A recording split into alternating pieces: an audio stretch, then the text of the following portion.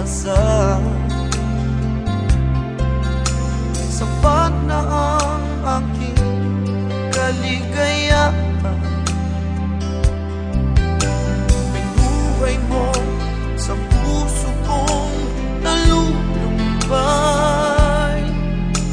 ang nag-alay ng isang pag-ibig na walang hanggan.